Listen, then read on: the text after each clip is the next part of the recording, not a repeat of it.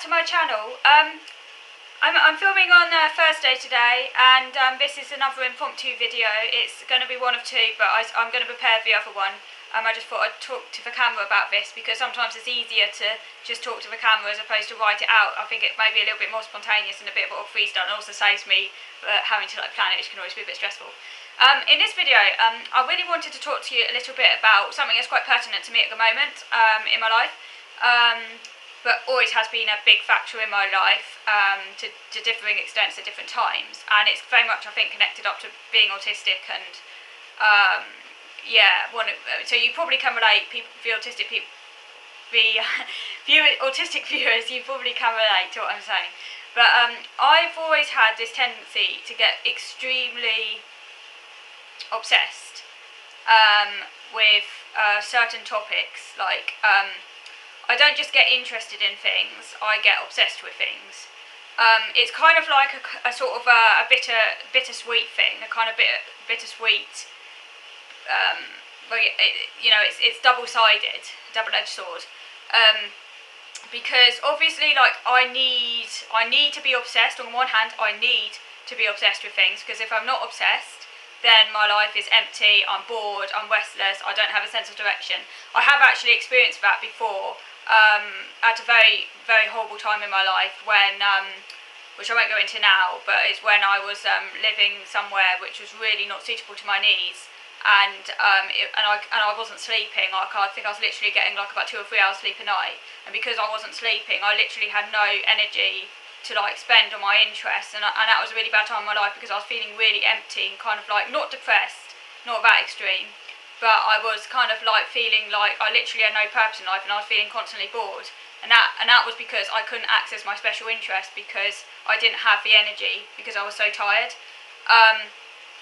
So that just shows how important they are. So I do really need them, but it's like I can't seem to do it. I can't seem to have balance. Like I just don't seem to have that ability to be balanced about things. It's either like I'm completely 100% obsessed with something, or I'm not interested at all. So currently, you're probably wondering what I'm currently obsessed with. Currently, I'm more obsessed with my routines now.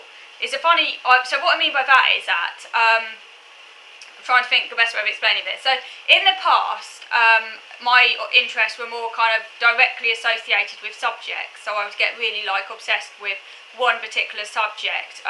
Particularly as a teenager, that happened to be Kate Winslet.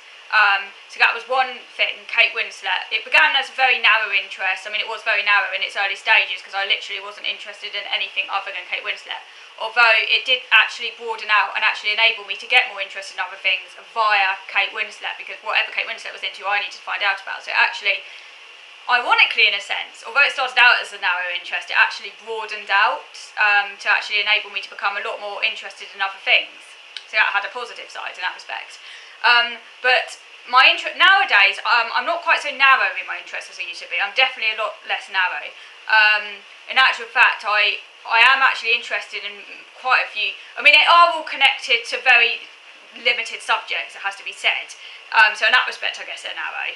I mean, for example, like, they have to encompass certain elements of philosophy, culture, and that kind of, what I want is to try and accumulate a knowledge of the world and how it works, in order to like deconstruct it and understand the world. And I'm particularly interested in kind of like theories that are a little bit avant-garde and like criticise society. I find that all quite fascinating.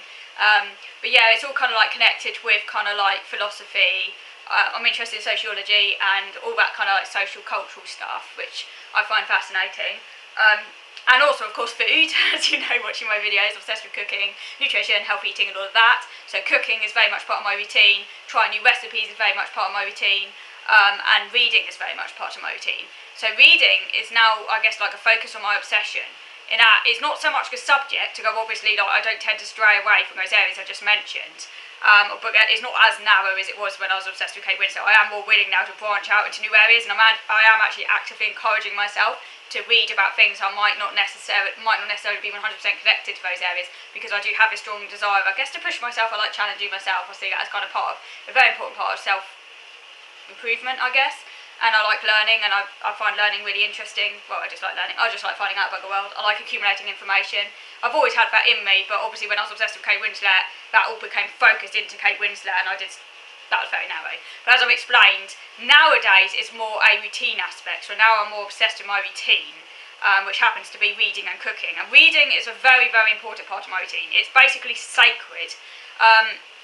If I'm not doing anything else, I have to do that. If I'm not reading, or if I go a long enough period without reading, I kind of feel like I'm kind of impoverishing my mind. It's like my mind craves information, it craves knowledge, it has to be learning. Like, literally, it has to be learning. And if I haven't learned something in a day, I feel I've wasted time. I haven't learned anything. It can be a bit annoying when I've read a book and I feel I haven't got any information out of it. But yes, I digress. But one of the really big obsessions that has really taken off lately happens to be the DK series. Big Ideas, Simply Explained. Now I've started this whole collection. The first book I got was last year in The Works, which is a kind of discount store in the UK where they sell books at like discount prices. And the first two books, I think one was, it was a science book, Big Ideas Simply Explained. And since then, it's kind of like spawned this whole kind of like need to collect, like literally every single one.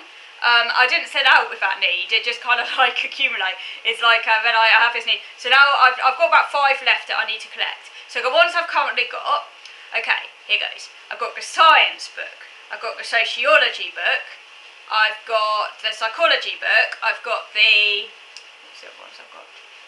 Mythology book, I've got the literature book, I've got the art book, and the ones I still want to get, the ecology book, I've also got the philosophy book, I've got that one.